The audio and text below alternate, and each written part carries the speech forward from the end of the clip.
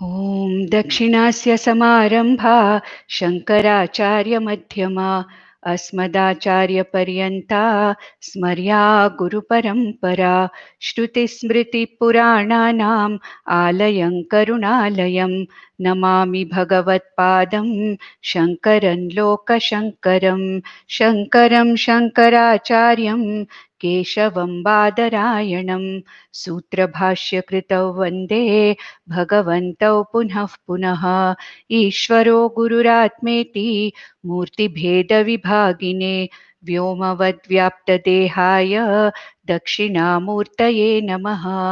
परिज्ञानाश्रम श्रीगुरुशङ्कर परिज्ञानाश्रम शङ्कर सद्गुरु केशववामन कृष्णपाण्डुरङ्ग आनन्द परिज्ञान गुरु सद्योजात शङ्कर सद्गुरु गुरुर्ब्रह्मा गुरुर्विष्णु गुरुर्देवो महेश्वरः गुरुः साक्षात् परब्रह्म तस्मै श्रीगुरवे नमः। ॐ सहनाववतु सहनौ भुनक्तु सह वीर्यङ्करवावहै तेजस्विनावधीतमस्तु मा विद्विषावहै।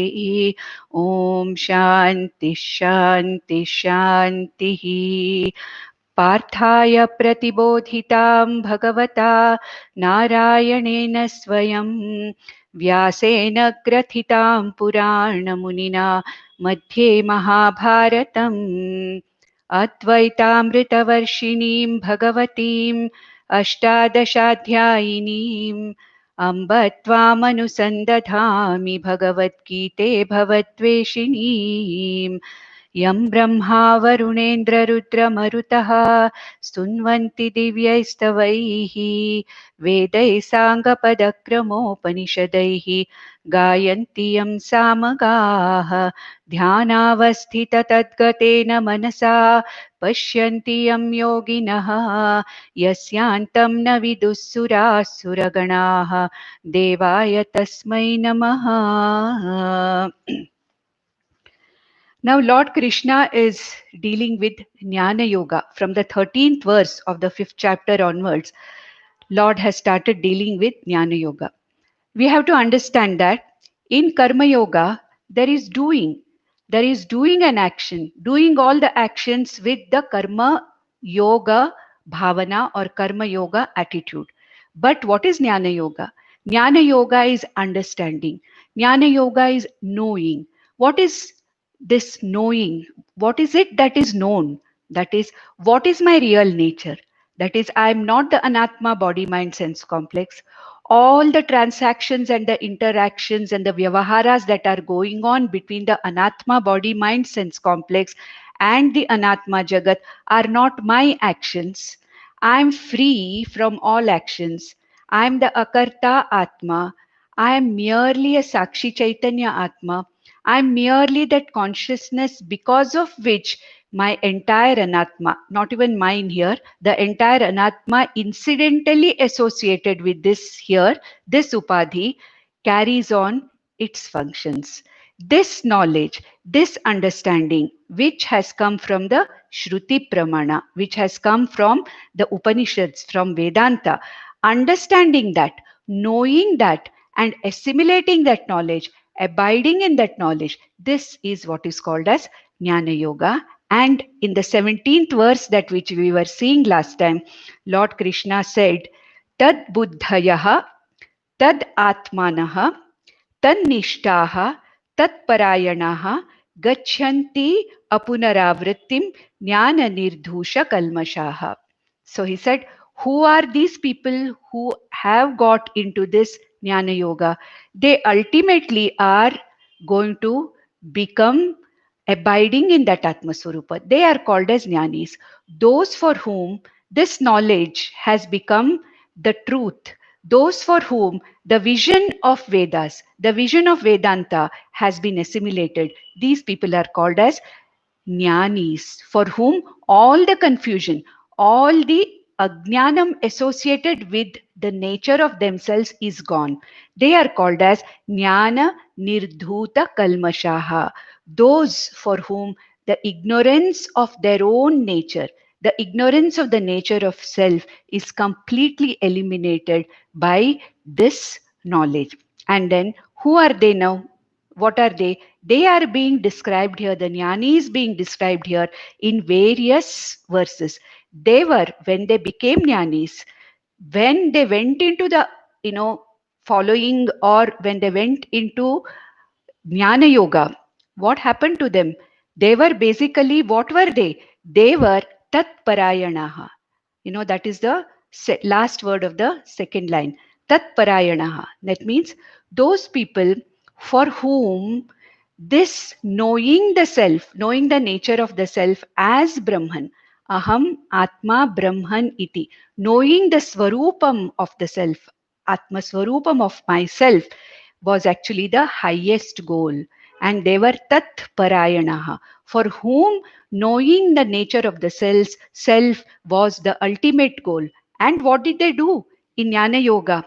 They became Tad Buddhayaha. That means whose intellect was all the time awake to this knowledge, whose intellect was always focused on knowing the nature or the Swarupam of the self. Then the third word is Tadatmanaha. Tadatmanaha means those for whom the Dehatma Bhava, that is Aham Dehaha Asmi, that identification with the Anatma body, for whom started dissolving slowly, and for whom I, the self, was nothing but Brahman. They are Tadatmanaha and Tannishtaha. That means once this knowledge became an assimilated knowledge, then they were called as the Jnana Nishtas or Tan Nishtas. What started with knowing this nature of the self as the ultimate goal, Tatparayanaha, and in this knowledge, those whose buddhi was constantly focused, Tad Buddhayaha, and for whom they wanted to know themselves to be that Brahman and understand that in such a way that this knowledge becomes an assimilated knowledge. And when this knowledge becomes an assimilated knowledge, they are called as the Tan Nishtaha. That means there is Nishtha in that knowledge. Brahmani Nishtha. That is Nitaram Sthitihi. All the time they are abiding in that Atmaswarupam, which is called as Jnananishta, Atmanishta, Brahmanishta. All these mean the same. Now let us understand what this word Nishta means. Nishta means the spontaneous availability of this knowledge.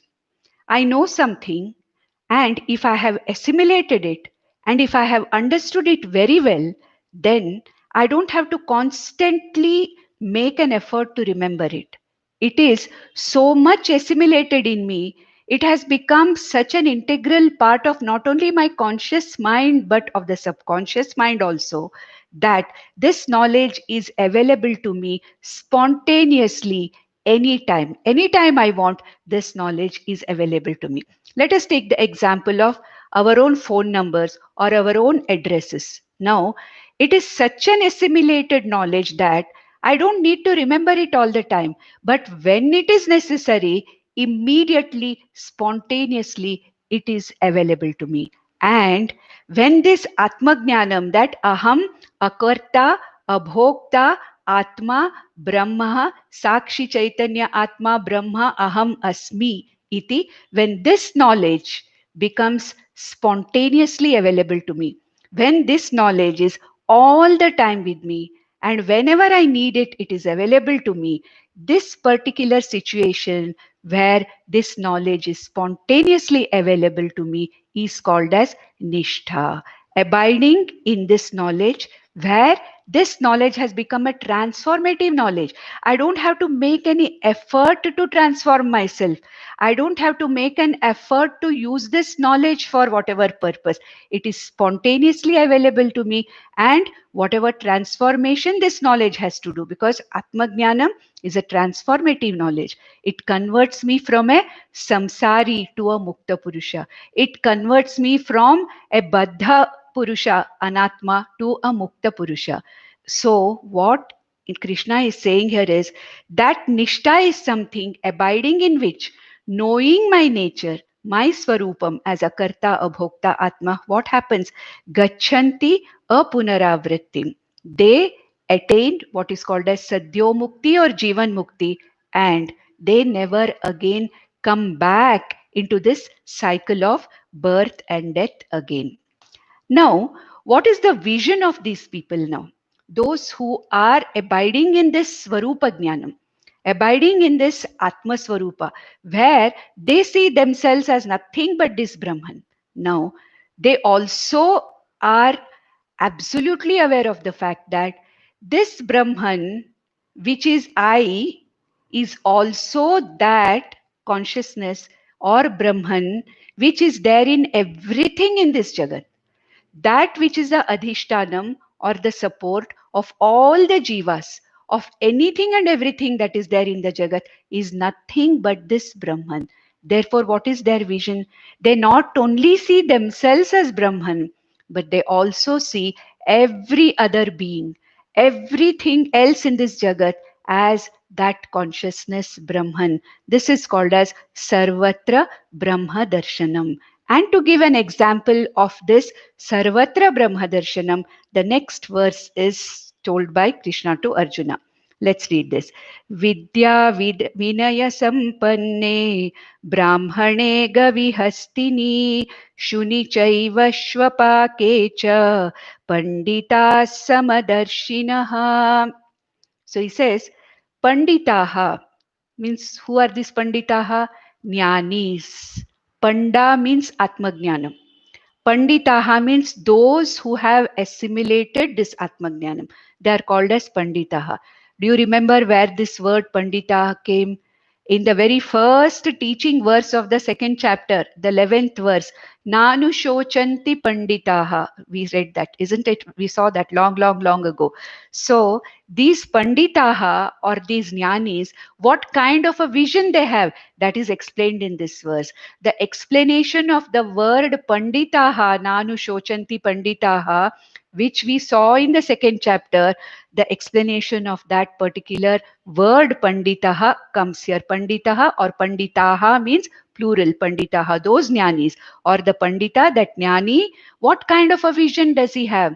Here, Krishna wants to say that whatever may be the external upadhi, whatever may be the external anatma, but this jnani sees that Brahman in everything. Now, what has Krishna included here? He starts from a person who's the most sattvic, who is the highest order of a sattvic individual. Who is it? Vidya Vinaya Sampanne Brahmane. A Vidya Vinaya Sampanna Brahmana. That means Brahmana means what? The person who is very, very sattva oriented, sattvic person, a sattva oriented person, where sattva predominant person, sattva guna pradhana person is called as a brahmana, a guna brahmana. We are not talking about here jati brahmana or a karma brahmana. We are talking about a guna brahmana here.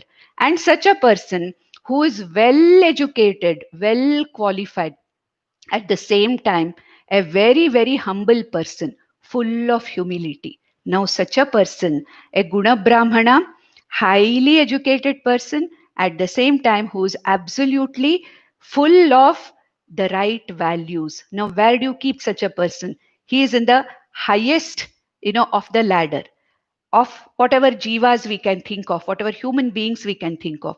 And then Krishna talks about the lowliest, low in the sense, from the point of view of the external appearance, from the point of view of the cultured behavior, from the point of view of what the person does. The other extreme is a Shvapaka. What is Shvapaka? Chandala. You call him a Chandala. A person, actually Shvapaka literally means the person who eats the flesh of a dog. Shvapaka. It means that he's a person who is an uncultured person and a person, who is a Chandala. We give a name called. Now that is the other extreme. Supposing you take two human beings. One extreme is the Vidya Vinaya Sampanna Brahmana, and the other extreme is the Chandala. And in between, you have so many other things, which now Krishna includes animals also. So you take Vidya Vinaya Sampanna Brahmana, the one, who can be called as a most Samskrita, the one who's most cultured in his behavior, whom you would look up to. So that is one end, okay, the highest. Then Vidya Vinaya Sampanne Brahmane Gavi. Gavi means what now? He's taking animals here. Gavi. Gavi here means in a cow. In a cow also, now all the animals are supposed to be, according to the scriptures, they are supposed to be tamo pradhanas. But there are certain animals which have more rajas in them. And normally, the animals are raja or tamoguna pradhana. But it is said that in our scriptures, we respect and we worship the cows. Why? Because the cows are supposed to be having more sattva pradhana guna, though they are basically rajoguna and tamoguna oriented. They are more sattvic than the other animals. It's not the same with the buffalo. Though the buffalo belongs to the same, species, but the cow compared to the buffalo, you can understand now. Buffalo is nothing but tamas, correct? If there is a buffalo in front of your vehicle, you'll have to wait for that buffalo to cross the road. You can't do anything. If there is a cow, at least if you sound the horn, the cow will run away.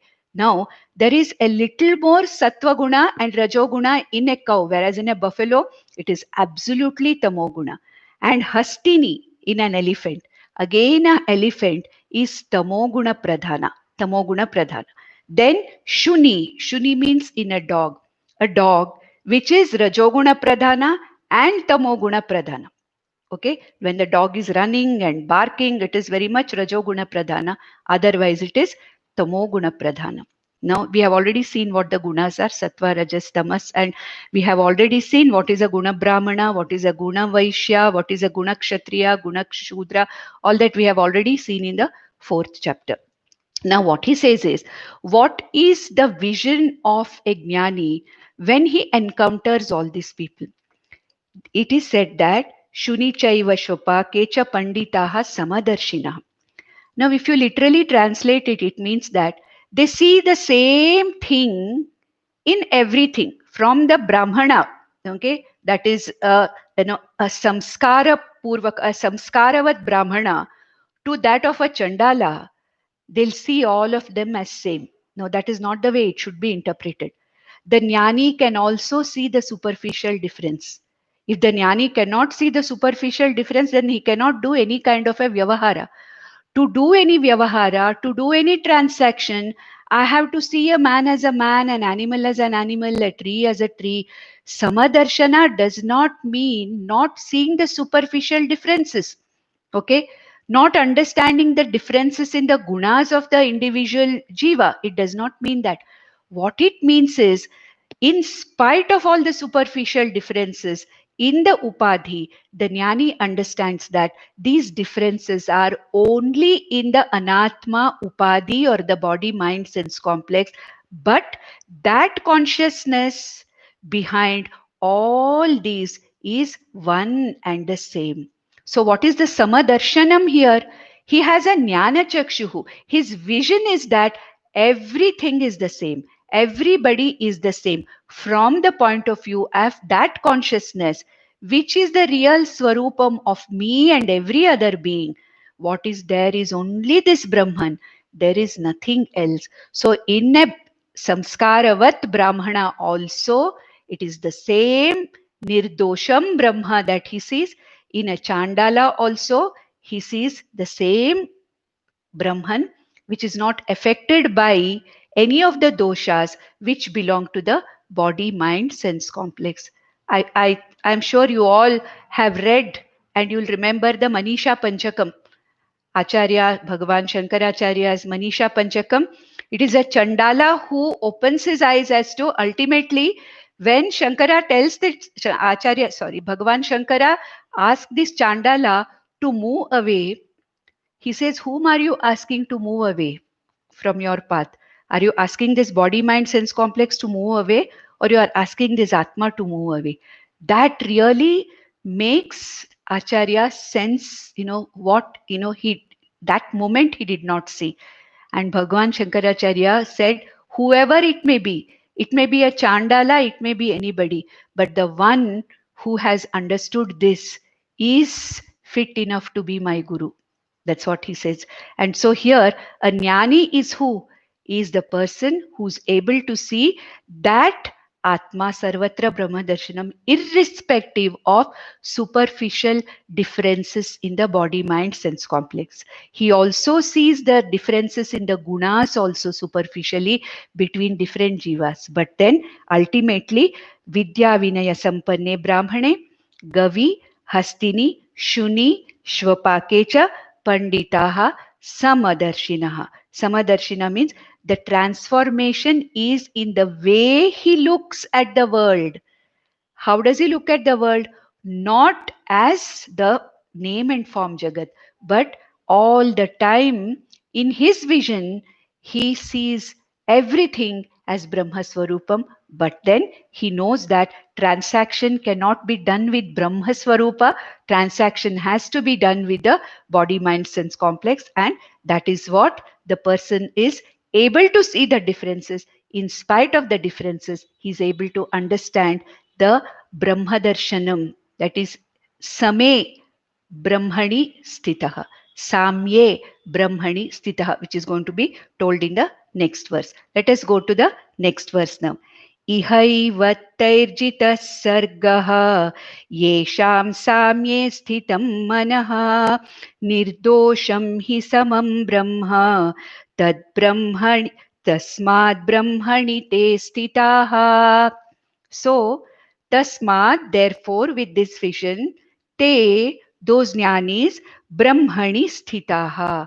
They are all the time established in this akarta, abhokta, atma, brahman. And just as they see themselves as Brahma Swarupam, they see everything else around him, the entire Jagat, all the living beings, all the non-living, everything is seen as Brahma Swarupam alone. So they are who? Tasmad Brahmani Stitaha. And then what kind of a Brahman is that? Nirdosham hi samam Brahma. That Brahman, that consciousness, which is not afflicted by whatever may be the guna of the body, mind, sense complex. Now, the body, mind, sense complex cannot function without the gunas, because the body, mind, sense complex is a product of Prakriti. It's a product of Maya. And who is Maya? What is Maya? Trigunatmika Maya.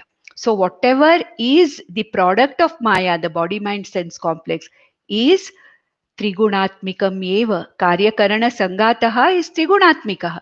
Therefore, what happens is all the gunas, all the differences in the attitudes, the differences in the various gunas of the body, mind, sense complex belong to the body, mind, sense complex.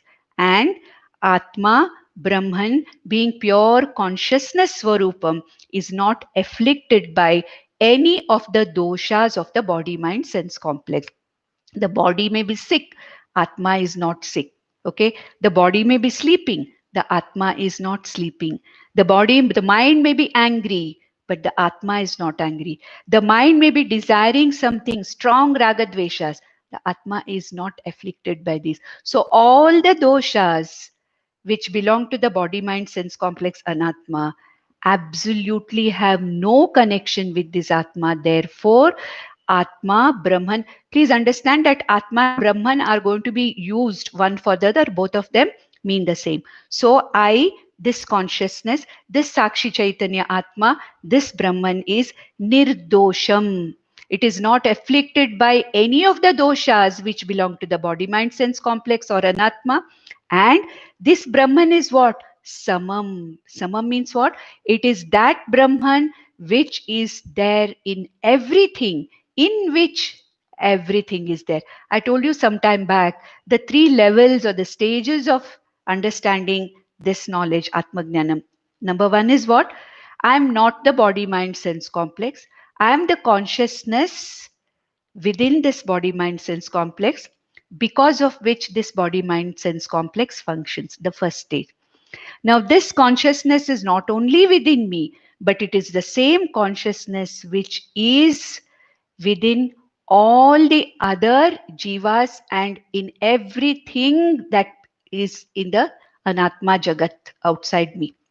The third thing is, actually speaking, it is Brahman everywhere, and all the names and forms, all body, mind, sense complexes are actually situated in me, the Atma and Brahman. So, Samam Brahmam, Nirdosham Hi Samam Brahmam. He sees that Samam Brahma, Nirdosham. He sees this Brahman as Nirdosham and Sama, that which is there everywhere. And when such a vision is there, Yesham, I'm going backwards, Yesham Samye Sthitam Manaha.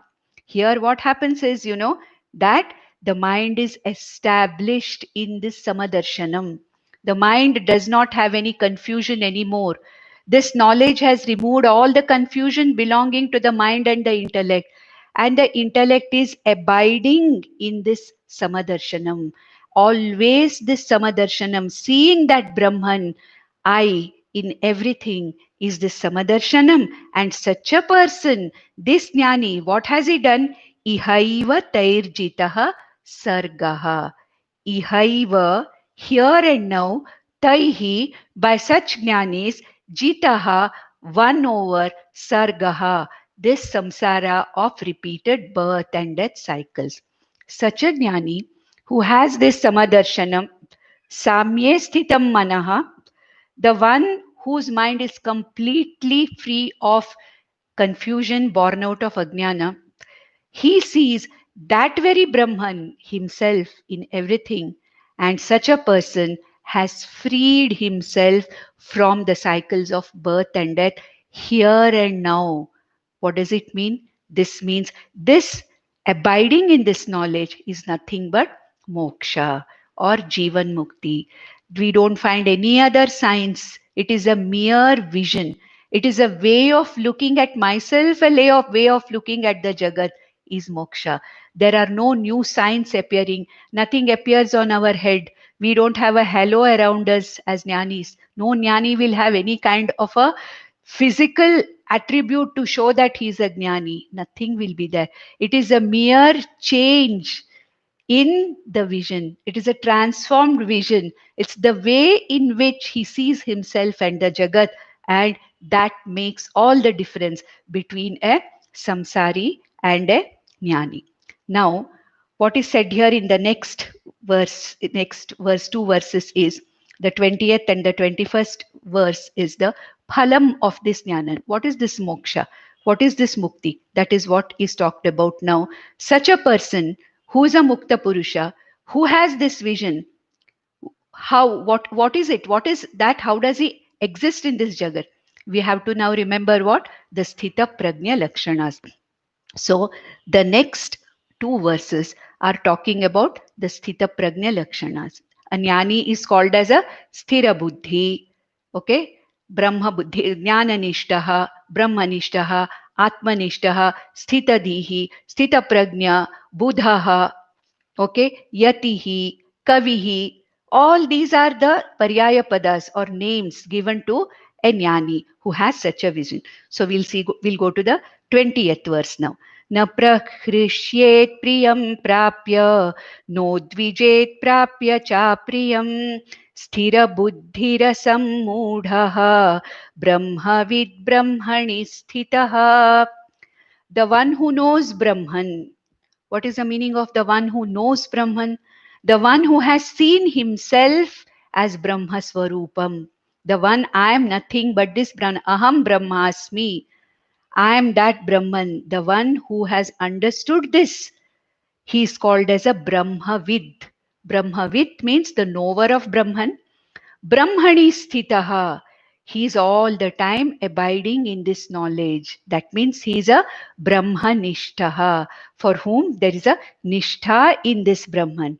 And such a person is called what? Sthira Buddhihi, Sthira Prajnaha or Sthira Buddhi. And he is Asammudhaha. He is no longer confused. All the confusion, all the ignorance which led to confusion has gone. He no longer sees the Jagat with, giving priority to the name and form. He knows exactly there is nothing to be seen anywhere. All that I see, all that I experience is nothing but this consciousness Brahman with various names and forms. This body mind sense complex is a name and form in this Brahman. Some other jiva's body mind sense complex with all their gunas is nothing but this Brahman with another manifestation name and form.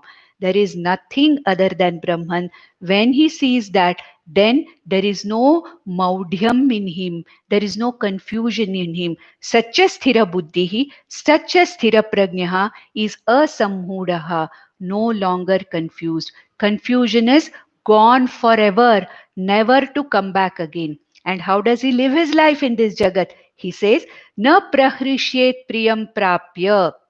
He does not get highly, you know, extremely happy, jumping with joy, overjoyous when something good happens, because he knows that it is Ishvara Sankalpa. Things are going on, anything good, there is nothing called as good and bad. Everything is an experience. An experience may be that of a conducive experience, a pleasurable experience, or it could be a unconducive or dukkha experience. But ultimately, all the experiences are the mithya. The satyam is only the atma, aham atma, that because of which all the experiences are taking place. That is the reality. When he knows that, he is not unduly elated. Sukham prapya, priyam prapya. When something nice and okay, good, Ishvara Sankalpa.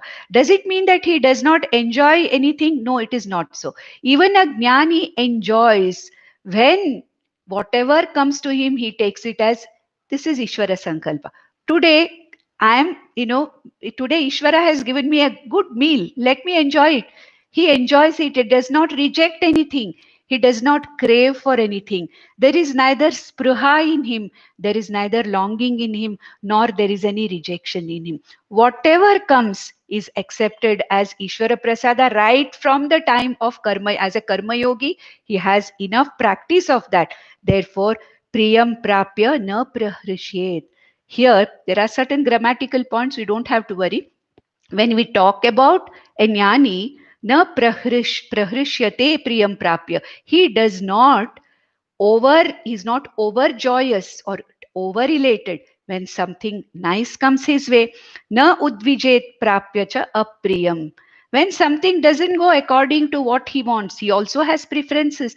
It is not possible to totally get rid of ragadveshas, because ragadveshas are the the qualities, the attributes, the gunas of the mind. But what here a jnani has is the ragadveshas become mere preferences. The ragadveshas do not drive him, and whatever comes happily is accepted, neither as good nor bad. If something is conducive, enjoy it happily. If something is not very conducive, no problem. That is also going to go away. This we saw as a Sthita Prajna Lakshana. Also, we saw that from the 56th verse up till almost the 61st verse in the second chapter, we saw the Lakshanas of a Sthita Prajna. Now, when Krishna is saying, Na prahrishyet priyam prapya, na udvijet prapya cha apriyam. Now, this is an advice to a karma yogi. But for a jnana yogi, this has already become a swarupam or a nature, and he neither gets elated nor does he get extremely down in any of the opposites, dvandvas of life. He faces the dvandvas, or the naturally pairs of opposite, the natural pairs of opposites. This person faces with all equanimity. So this is the phalam of this jnanam. The phalam, the brahmani sthitaha, okay, where the one who has brahmanishta, atmanishta, this is the result of this knowledge. This is Jivan Mukti. Jivan Mukti is where he is surrounded by the same people.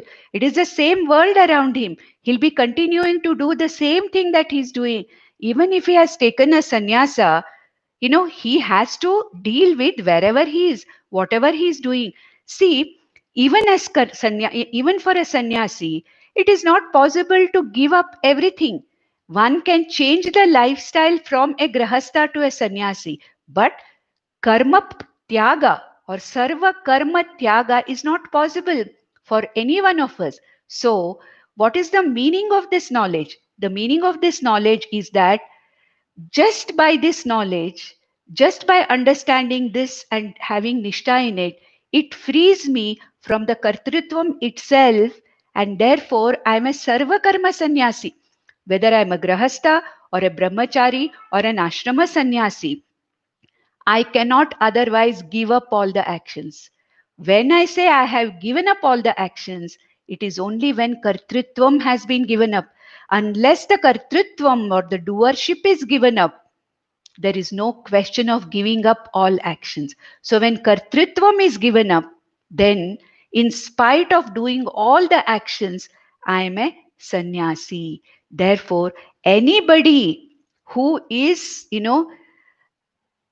abiding in this knowledge, and anybody who has a value for this knowledge, and anybody who gives a priority to this knowledge, to understand this knowledge, to the exclusion of everything else, can be called as a sannyasi, because that is ultimately the goal of such a person.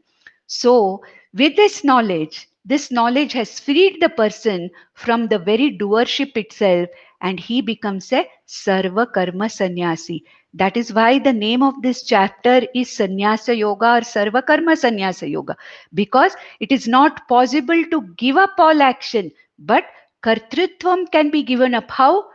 How can you give up the kartrutvam? By understanding, by knowing. Knowing what? Aham akarta atma iti jnanena sarva karma sannyasa.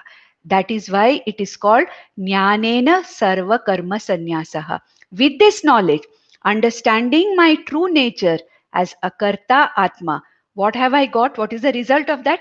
Sarva karma sannyasi. Therefore, that's why this chapter, all these, up till the 21st verse, the Jnana Yoga portions are the crux of this, or the central portion of this chapter and the entire Bhagavad Gita, where Krishna is constantly trying to remind Arjuna that you cannot give up the karma and take up sannyasa. The only way you can give up karma is by knowing yourself to be akarta atma. And in that case, what you do, what you don't do, does not matter at all. You are a sarva karma sannyasi. That is what Krishna has been trying to say, and this is the phalam which is enjoyed by a jivan mukta jnani. Then in the next verse also, he says that the 21st verse, bahya sparsheshva saktatma vindatyatmani yat sukham sabrahma yoga yuktatma sukham akshayam ashnute. So when a karma yogi has been told or has been advised not to get unduly attached or unduly entangled with the objects of the jagat outside. Bahya sparsheshu. Bahya sparshas means objects of the senses, objects, sense objects in the jagat outside. As a karma yogi also, the person is asakta. As a karma yogi also, he has developed enough of vairagya or nirvedam or an indifference towards the objects of the jagat outside. And we saw that in the 13th verse, we saw that shantim naishtakim apnoti. Naishtikim shantim apnoti. Means what?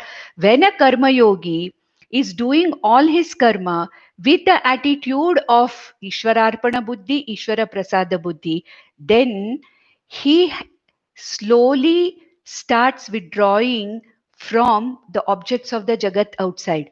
Such a person only experiences a kind of a quietude and equanimity of the mind, which was called as Naishtikim Shanti. In the same chapter, in the 12th or 13th verse, it was called Naishtikim Shanti. But now he says, even compared to that, Saha Brahma Yoga Yuktatma, when that same Karma Yogi comes to Jnana Yoga, gets this knowledge, and is abiding in the nishtha of the understanding that aham akarta atma, then whatever sukham he experiences is nothing but the atma sukham, because all the peace, security and happiness is where?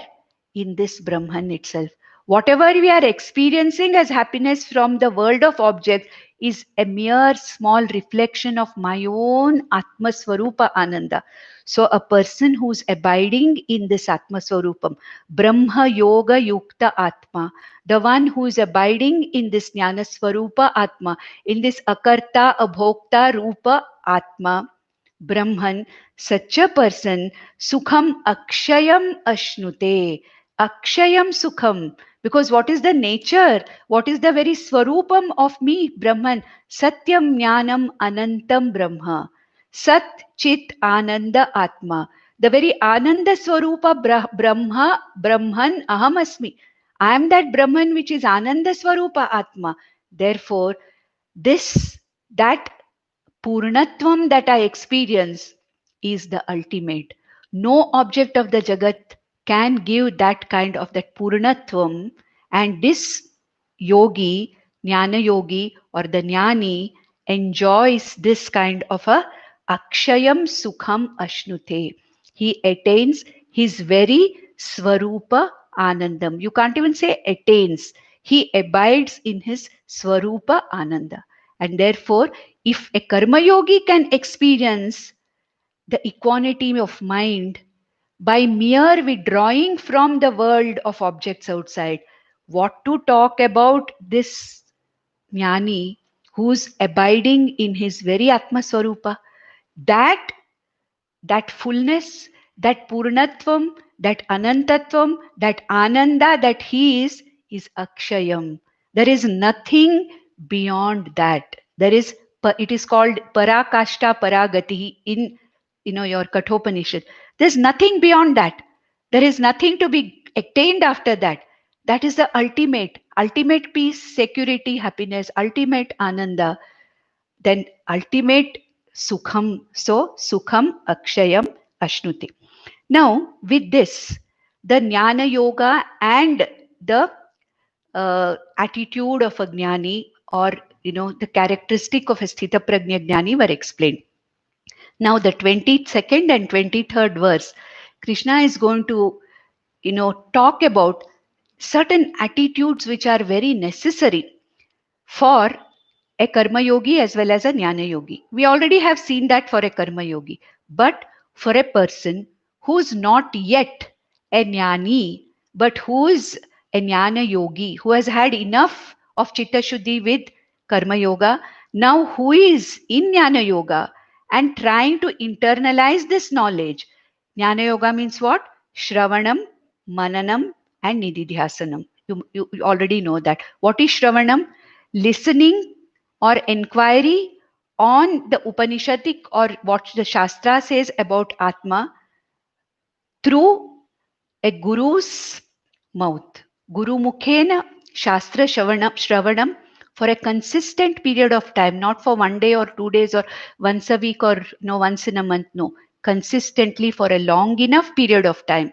Mananam is dwelling over that again and again, listening again and again, and making one's knowledge doubt free without any samshayas is called as mananam. And nididhyasanam is constant contemplation on what I have heard through the guru from Shastra.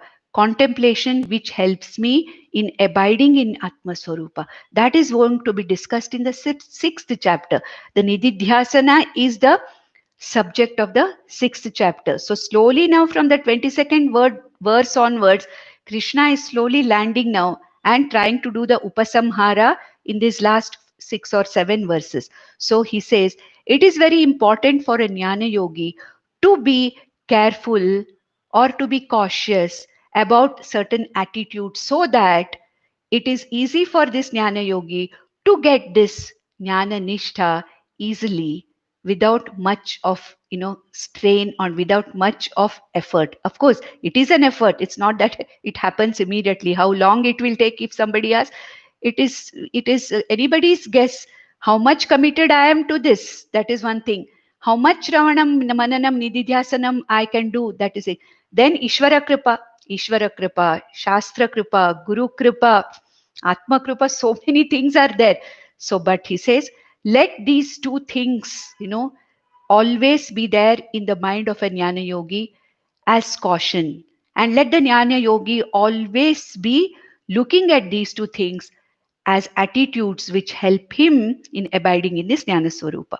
So the 22nd verse says, Yehi samsparshaja bhogaha dukkhayonaya yevate adyantavanta kaunteya nateshu mramate buddhaha.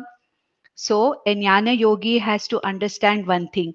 What is his attitude towards the objects of the Jagat outside? Now, samsparshaja bhogaha. Okay, samsparshaja means what?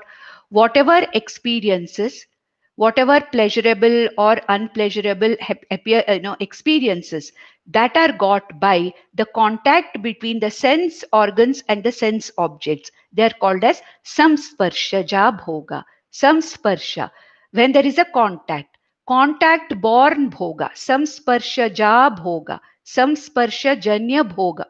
What does it mean? When the sense organs come in contact with the sense objects, whatever experiences are created, dukkha yonaya yevate.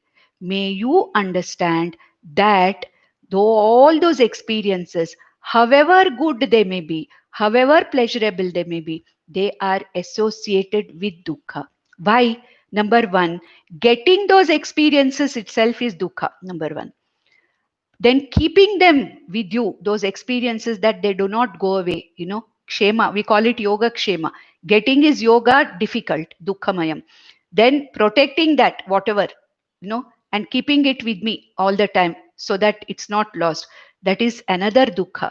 And third one, in spite of all these, in spite of all my care, whatever experiences I am getting from the objects of the jagat outside may be lost. They are bound to be lost because they are adyantavantaha.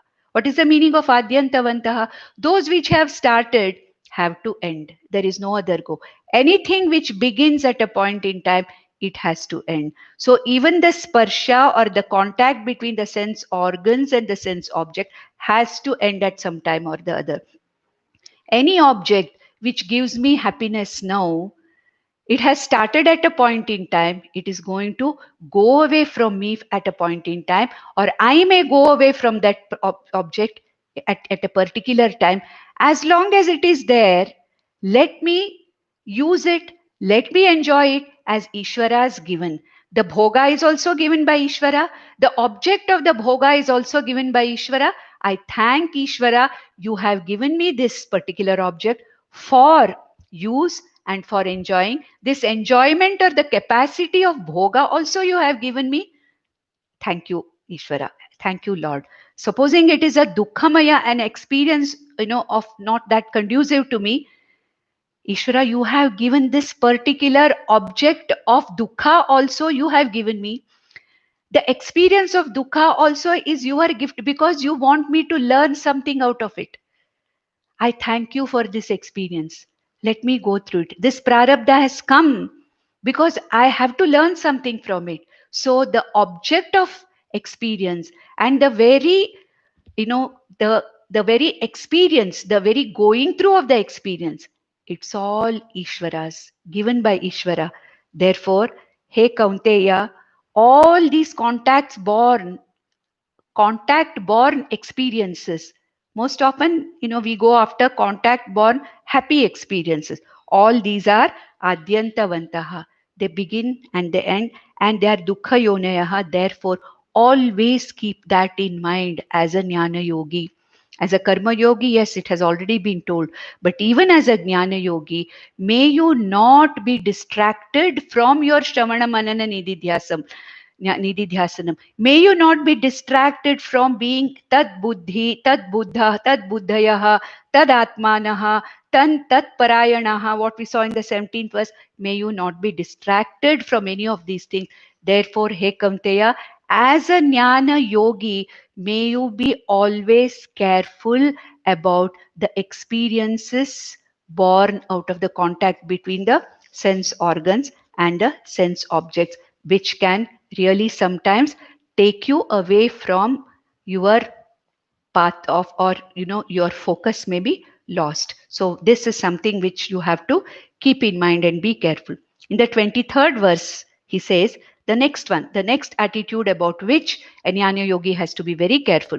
Shaknoti haiva yasodhum praksharira vimokshanaat kama krododbhavam vegam sayukta sa sukhi naraha.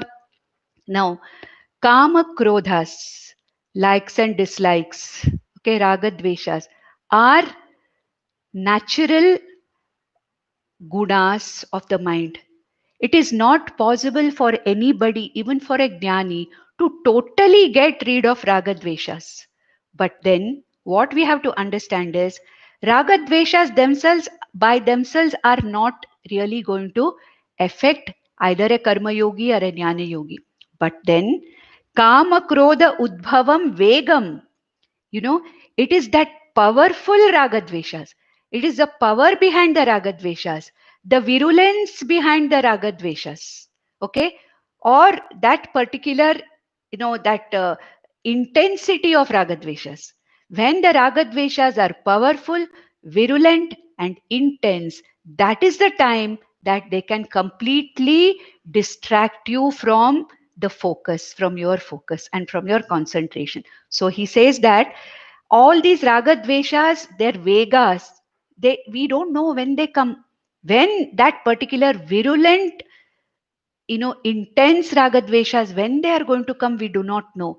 They can come anytime. They are there in the subconscious. They can come anytime. Therefore, he says, all your life you have to be careful of these things. Powerful vega udbhava. Those who cause that vega or that power, that powerful, intense raga dveshas, one has to shaknoti iha aiva yaha sodhum. Sodhum means one has to be capable of managing them. One has to be capable of keeping them, mastering them. Man, you cannot get rid of ragadveshas. Nobody can get rid of them. Mastering them, you becoming the vashi of the ragadveshas. That is what is being told about. And may you do that till your body falls. Prak sharira vimokshanat. He says that entire life, if I don't become a jnani in this life, if I am a jnani and sthita prajna, they will not trouble me anymore. But if I am a jnana yogi, remain to be a jnana yogi, and if this knowledge has not yet become assimilated knowledge to me, all my life I have to be very careful and always watchful for these kama krodhas, not just the kama krodhas, but the intensity, their virulence, and the force with which they come. And the jnana yogi who has managed them, who has tried to master this vega of the ragadveshas, so that my actions are not propelled by the ragadveshas. I am not a victim of the ragadveshas, victim of anger, desire, hatred. I'm not a victim of such a thing. Such a jnana yogi, sa yuktaha, he is the one who is together, the one who is who is able to keep his body, mind, sense complex under his mastery. Sayuktaha. He's a master of his anatma. Sasukhi naraha. He's always a happy person. Therefore, always have these two things in mind. These are the two attitudes which never should be forgotten by a jnana yogi. That samsparshaja bhogaha, between the sense organs and the sense objects, can draw me out of my focus. As a jnana yogi, I have to be always watchful of that, and I have to understand that these are always temporary. They begin at a point in time and disappear at a point in time. And kama, krodha, udbhavam, vegam can happen anytime, and they can completely take me away, they can distract me from my jnana yoga. Therefore, a jnana yogi has to have caution regarding these two things, and this attitude of constantly being watchful for these two helps a jnana yogi to progress well in his Shravana Manana Nididhyasana Jnana Yoga. Then again, he's going to talk about the karma, jnana phalam again in the last two verses, after which he's going to talk about the introduction to the next chapter. Now, what does he say? The 24th and the 25th verses we can take together as ultimately summing up of the phalam of this knowledge. Yontas sukhontararamah तथान्तर्ज्योतिरेव यः स योगी ब्रह्मनिर्वाणं ब्रह्मभूतोऽधिगच्छति लभन्ते ब्रह्मनिर्वाणं ऋषयः क्षीणकल्मषाः छिन्नद्वैधायतात्मानः सर्वभूतहिते रताः. All these are the description of a jnani. Sarvabhutahite rataha. Those who are constantly empathetic towards all the other living beings. Then yatatmanaha, the ones who have got their body, mind, sense complexes fully managed, who have mastery over the ragadveshas and the sense organs. Chinnadvaidaha, for whom there is no more doubt about what knowledge they have got by Shravanam. Absolutely doubtless knowledge. Aham Brahmasmi iti. I have no doubt about this knowledge. Unfortunately, still yet this has not become a nishtha for me. But I have no doubt. Aham Brahmasmi. Aham Akarta Bhokta Atma Asmiti. I have no doubt. It has to still, but it has to become a nishtha. I have to become a jnana nishtha. So chinna dvaidaha, chinna samshayaha. Then kshina kalmashaha, from whom all these doshas, have become less. He has become, his kama krodhas have become mere preferences. His strong ahankara has become a very, very vestigial ahankara. So, kshina kalmashaha, all the kalmashas of the mind have been cleared sufficiently by karma yoga, and now in the jnana yoga, they no longer trouble this jnana yogi. Rishayaha, these people are called rishis. These jnanis are called rishis. Rishate janati iti rishihi. The one who knows, the one who has understood, the one who is a jnani, the one who is abiding in his atmaswarupa. Rishayaha. And what happens? Labhante brahma nirvanam. Brahma nirvanam means brahmani nirvritim labhante. That means they are abiding in their Brahma Swarupam. Nirvana means moksha. Brahmani nirvritim. That means they are abiding in their Brahma Swarupam. And such a person is a yogi, he says. And what is he? Yo antaha sukha antaratma antararamaha. He is happy in his own Atma Sukha, does not require any outside object for his happiness. Antasukha antararamaha. Antar Jyoti, he is a light unto himself and he is a light unto other people also who are mumukshus. Antar Jyoti revaha sa yogihi. He is a yogi. Such a person is also called yogi. Brahma nirvanam, Brahma bhuta adhigachati. Same thing. Brahma bhuta adhigachati means he abides in his Brahma swarupam, Atma swarupam. Now, such a person is called as a Jivan Muktaha. And when this body dies, this body of the present body dies or is, dropped at the end of the prarabdha karmas, it is said that he does not come back again into the cycles of birth and death, which is what is going to be Videha Mukti, we call that. That is what is going to be told in the next verse, 26th verse. And the 27th, 28th and 29th verses are actually the introductory verses to the 6th chapter. So in the next session, what we'll do is we'll complete this session and immediately go on to the 6th session, because the last 3 verses will be in continuity with the next chapter.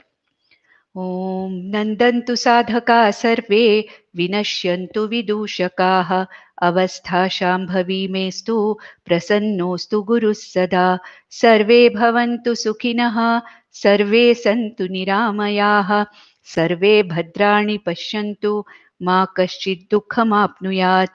ॐ शान्ति शान्ति शान्तिः।